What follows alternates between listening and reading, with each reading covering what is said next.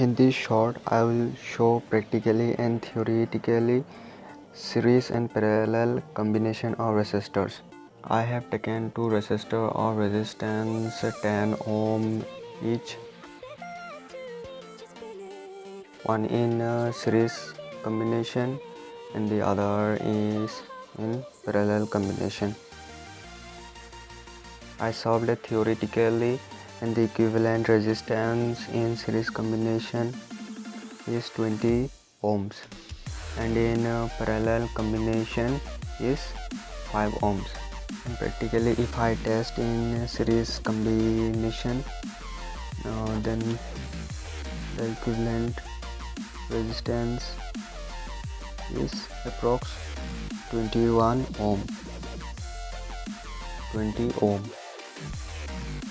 and in parallel combination the equivalent resistance is 6.1 ohm, approx to 5 ohms because of its tolerance.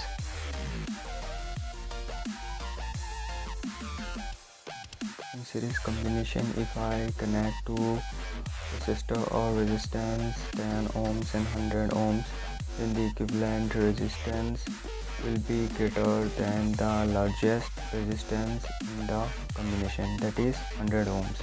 And in parallel combination, the equivalent resistance will be less than the least value of the resistor, that is 9 ohm is less than 10 ohms.